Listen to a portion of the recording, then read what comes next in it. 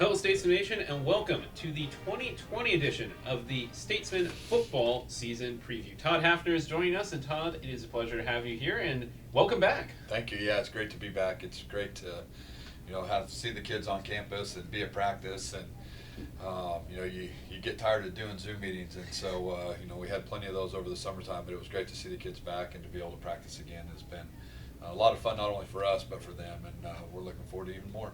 What was that off-season like? Obviously, recruiting and talking to everyone that's going to come in was a lot different than it has been in previous years. What were some of the things that you and your staff did to try and get the team gelling before they even got here? Well, everything happened right before we were supposed to start spring ball, so really we hadn't, other than lifting and things, we hadn't really done anything with our team until or since the end of November of last year. So, we got creative, just like a lot of other teams. We had position meetings on Zoom, and we had team meetings on Zoom, and we just tried to connect with all of our guys over the summertime just to make sure that they knew, that we were here for them, that we were continued to let them know what the plan was moving forward and when we were going to report, because that changed from at one point in time and when we were going to start. And so it was just good to be able to continue to communicate with them, probably more than we had ever in the past. And I think, because of all of that, we were able to, have a good group coming in that, really kind of knew each other already because they'd seen each other and been part of those meetings. And so, again, it's great to be back. We thought we did a good job with, the kids that we recruited, plus our returners, getting to know each other. And so far, things have been great. So how is the incoming class looking, the transfers? Obviously, you've got a huge roster, and it would take us a day and a half to talk to everyone individually. But Right.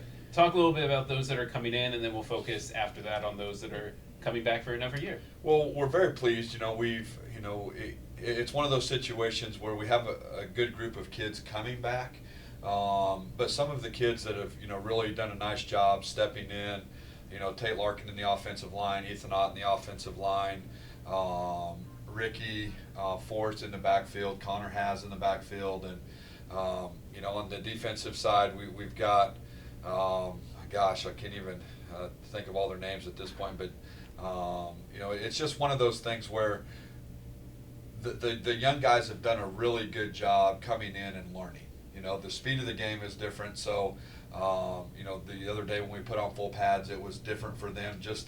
Everything started moving a lot faster than they'd seen before, and so as far as the young guys that have, as far as them getting their feet wet and things like that, they've done a good job. They've done a good job paying attention, and some of those guys are going to have to play key roles for us.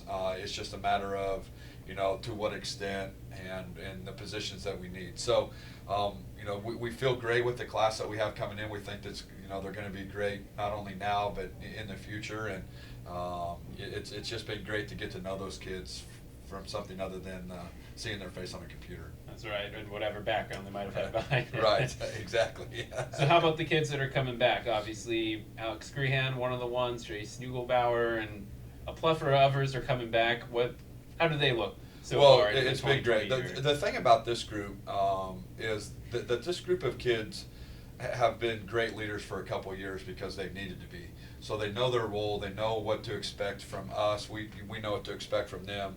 But yeah, I mean, you mentioned just a couple with Alex and Jace, and there's a lot more. Adrian Aviles and Nico Robinson's come in and really done a nice job, and kids that aren't quite seniors that have done a nice job, Marquise Knighton and Ben Sherman and things like that. So those kids, they know the expectation.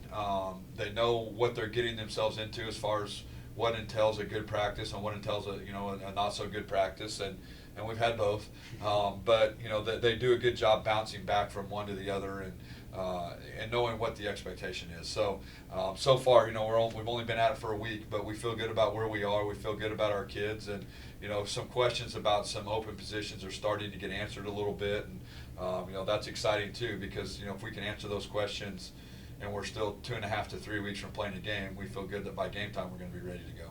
Right. So let's then preview a little bit. Obviously, we'll start with the offense because obviously, why not? Right.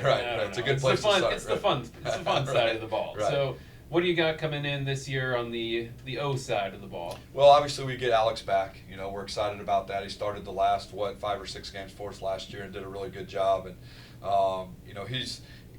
when he went in against Baker, when Tyler was hurt, and really did a nice job. Kind of got banged up in that game to the point where, it kind of affected him throughout the year. I mean, it was just it was a nagging shoulder injury that just kind of never really went away. Played through it and did a really nice job. So we're looking forward to a healthy Alex Crean. He's done a fantastic job early in camp. Ben Sherman, obviously, almost went for 1,000 yards last year as a fullback, and he's done great work over the summer to get himself prepared. Nico Robinson's been here this will be his 5th year here, and we're excited that he's really stuck it out. He's put on some weight over the summer, so he's doing a great job for us. Adrian Aviles at tight end was here all summer and looks great and is a great leader. But you look at guys like Alex Jung and Archer Charles and Luke Masters, those guys that have been in our program and played for us quite a bit, and you throw in some freshman kids or transfer kids that have done a nice job up to this point. And, we never know, until we go play the first game how good we're going to be. I do think that up to this point, looking back at last year, that we're further ahead than we were at this point last year, which makes us very optimistic about the success we could have offensively. Which is a bit different because obviously, even though it's the same amount of time, it feels shorter. Right. And there's not as many games. You don't get to have a scrimmage or anything like that. So it's right. a little bit more of a challenge to figure out exactly how you're stacking up early on. Right, and I think that the comparison comes just by playing against our defense. Because defensively now we have a chance to be as good as we've been in a long time. And we know that if we can have some success against some of those guys, that are playing on the defensive side, offensively, kind of know what you're doing. Right, it gives us a good gauge into how we think we're playing and where we think we are as far as where we need to be on September 12th. And we've had some success and we feel good about some of the changes that we've made. So then we'll switch over to that defensive side that you mentioned, and Yep. What's the defense shaping up to be like this year? Well, I think the secondary-wise, we have a chance to be as good as we've maybe ever been. We have some depth. We have some depth there. We have quality athletes. We've had a couple kids transfer in that have really done a nice job learning what's going on, that are a little bit more elite level football players. And I think our secondary number one is a spot where we think that we've improved dramatically. When I say improved, I think last year at one point in time we started 4 freshmen, and so those kids now have a year's experience, which allows for the improvement, and then you throw a couple other kids in there and you just get better.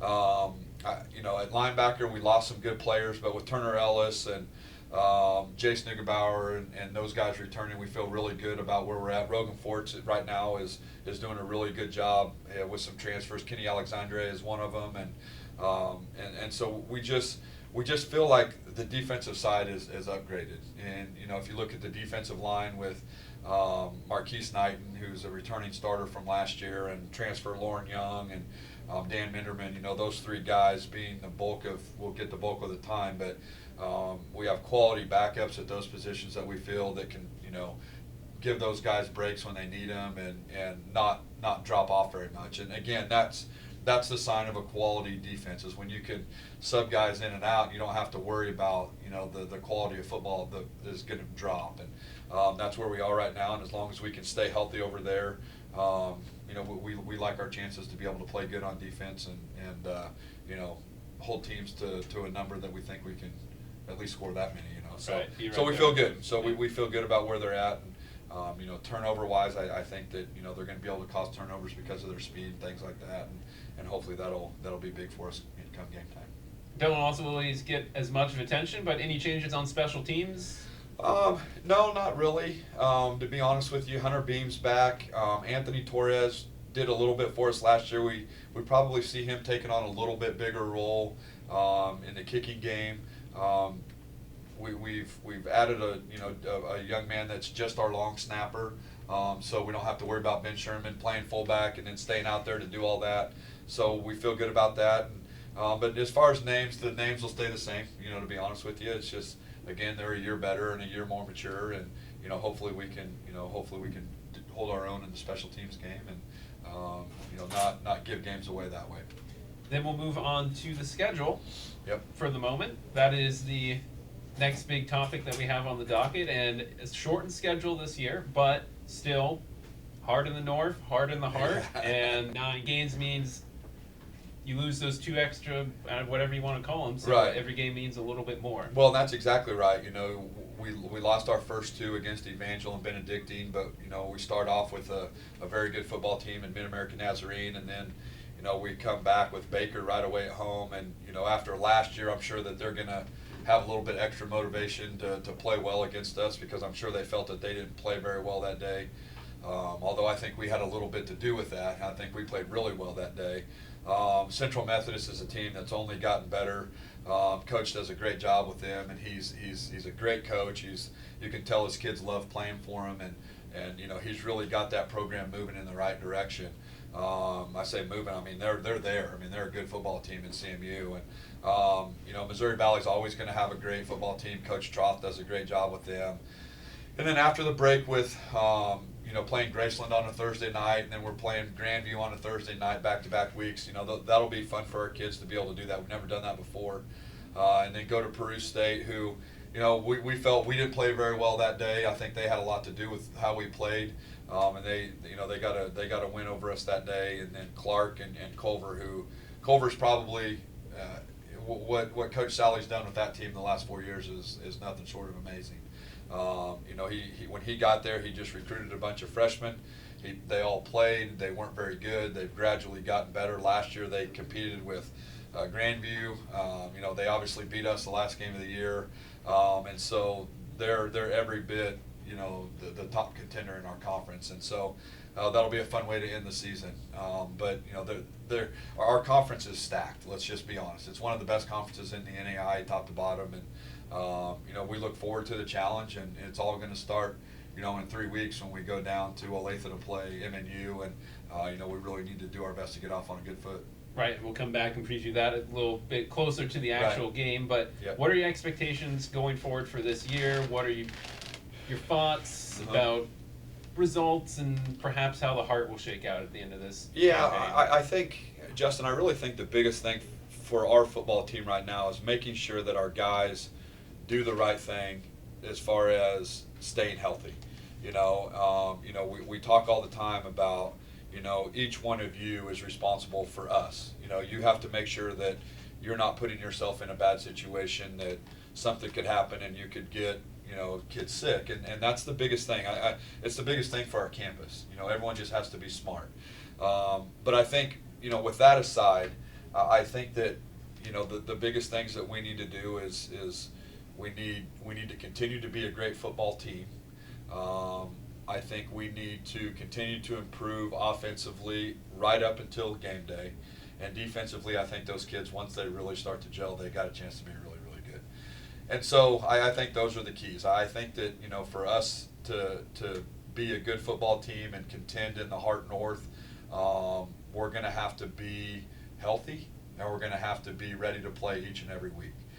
We have a great group of kids, as good as we've had in a very long time. And I think that they're focused on making sure that they're doing their part to get this team to the end. And, where we finish and things like that, I'd like to sit here and tell you we're going to win a conference championship and all those things. Too early to tell. I think that, we've got a ways to go. We only won 4 games last year. We won 4 games the year before that. And our goal every single year is to win the conference and make it to the playoffs. And that's not any different right now. But I think in order for us to get there, we're going to have to do some things to make sure that week in and week out we're prepared to go play our best football. And I think with this group we will be. And finally, you mentioned going to the playoffs, and we hope you do get there. And Right. if you do, they're next year, essentially. Right. I mean, it's not a full year away, but Yeah. they're in 2021 in the spring. Yeah. Is there any talk about how that would be, or is that just one game at a time? Well, mentality? I mean, it's one game at a time, first of all. But yeah, we've talked about what we would do if we were fortunate enough to put ourselves in that situation. You know, it all kind of depends on, you know, what our conference wants to allow teams to do that make the playoffs. You know, are you going to allow us to go have a couple scrimmages to get ready to play, or are you going to allow us to play a couple games? And I think those things are still being talked about. But, you know, whatever it is, if we're fortunate enough to be in that situation, we're going to embrace that 100% and be ready to go whenever the first round of the playoffs starts. So, you know, I think a lot of that is still up in the air. You know, so many teams are even playing their seasons in the spring that it's just a matter of what's even going to happen with that. You know, I think that playing football in the fall was the best. I think that's the best it could have been, because who knows if it's even going to be better in the spring. And so I just think that by our school and our conference allowing us to do what we're doing, it's made everything better for everybody. I'm a huge fan of what we're doing. I think it's 100% the right thing to do, and I think the schools that aren't playing are missing out. I think that this is as great of opportunity as any, and we're going to embrace each game and appreciate them even more, because we get to play and some teams don't, and right now our kids are loving it. All right. Well, we're excited for the new season, Coach, and the first home game is when? The first home game is September 19th. We play at 2 o'clock against Baker at home, so that's our home opener. And we're looking forward to being at home. I think that, you know, with the way that we're talking about being able to have fans and things like that, I think it'll be a great day. All right. Well, we're excited to see you back then, and we'll be cheering you on when you make your way down to Mid-American Nazarene for the first game of the year. Till then, stay tuned to statesmanathletics.com. Stream the games live there. Buy your tickets there as well. Till then, thanks for joining us, Coach Hafner, and see you there. All right. Thank you very much.